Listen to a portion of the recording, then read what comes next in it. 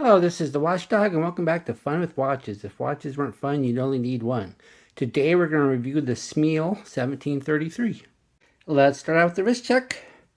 I'm wearing my Invicta 0420 titanium watch, and Greg was wearing my Invicta 12847.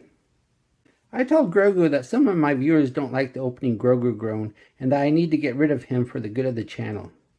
Serenia fo Ushbrandikumono Nufasa. Viewers love the opening Grogu groan. Si fenzeta Sasha ki sente fa fasarango sili hafa.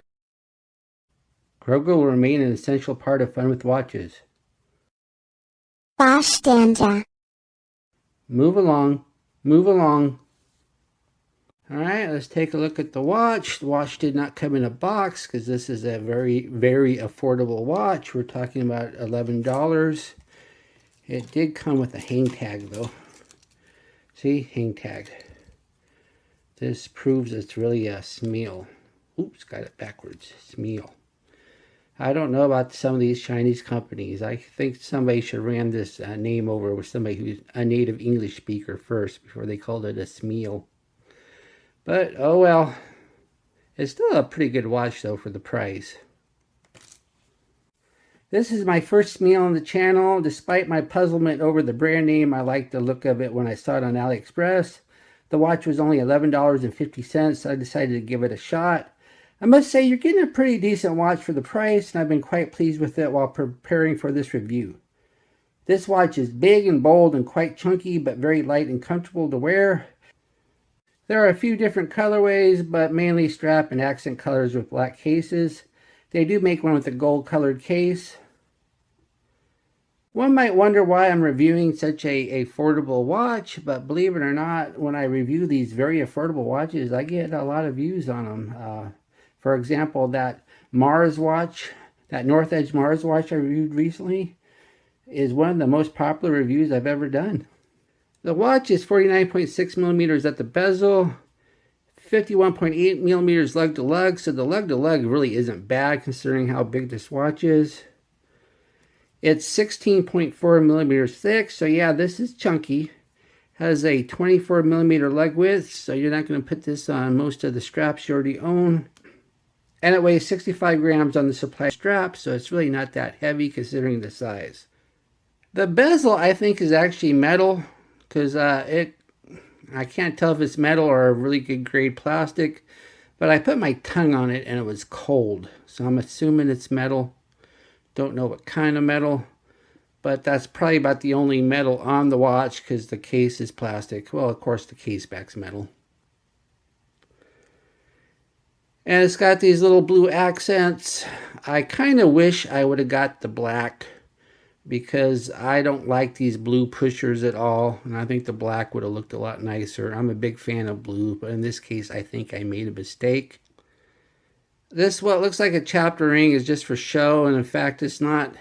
At first, I thought, well, maybe they use it for an analog watch too, and this is the chapter ring for that, but no, because there's only 40-minute markers and not 60, so no, it wouldn't be a chapter ring for an analog watch.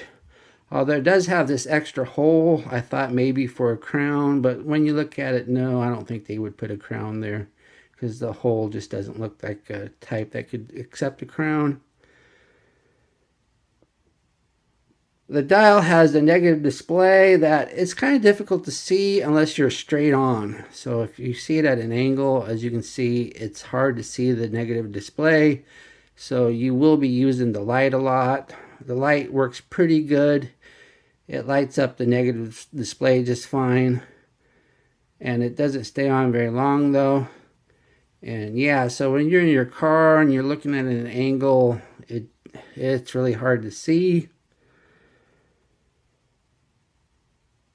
You got the day of the week up top, then you have the time in the middle, and then you have this little square here that's like the second counter, and it just has a different pattern for each, going every 10 seconds, and it seems to fill up on the 8s.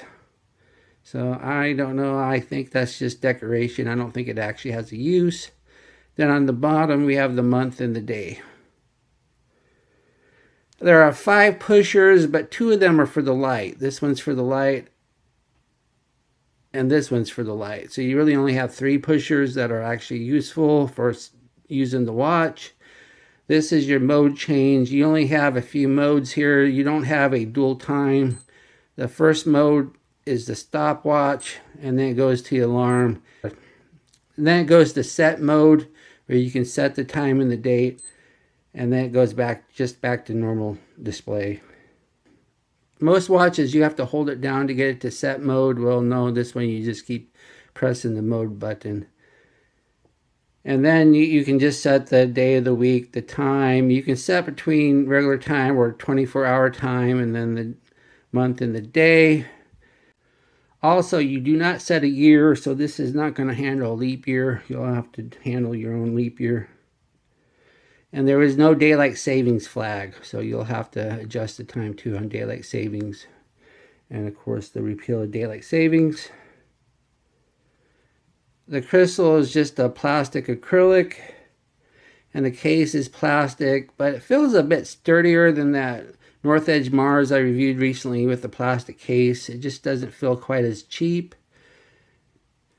Then the case back is your typical case back of a digital watch like this. Just you got your 4 little Phillips screws, and it's a steel case. Shows that it's water resistant.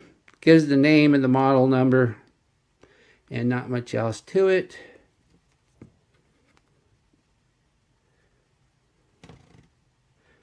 The strap is a thermoplastic polyurethane that is pretty long. It feels a lot better than slick silicone and is not as stiff as resin. I wouldn't say it's quite as good as a rubber strap, but I would say it's better than resin, and it's definitely better than silicone. I like it. It's very comfortable, pliable. Then it has 2 floating keepers. I like the fact that keepers are floating. Fixed keepers just make it a pain, especially when you have a long strap like this. Then you also can see the notches are really close together, so you can get the perfect fit with this watch. Here's the watch on my 7.5-inch wrist. As you can see, I can barely pull it off because it's a big sucker, almost 50 millimeters. And look at that strap. I have at least another 1.5 inches of strap left, so you could wear this if you had a 9-inch wrist. And of course, if you had a 9-inch wrist, this would not look near as big. But even though it's very big, at least the lug to lug is fairly short.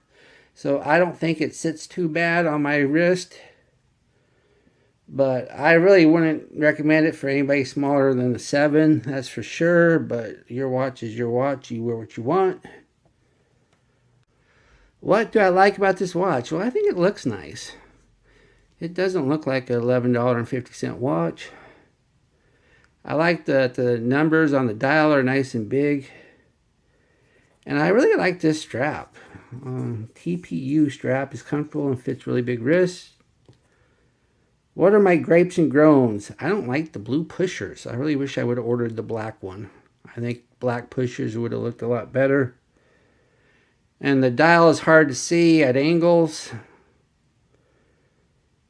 And it's got pretty minimalistic features. It only has 1 time, a stopwatch, and 1 alarm, and there's no daylight savings flag, or you can't set the year to handle leap year.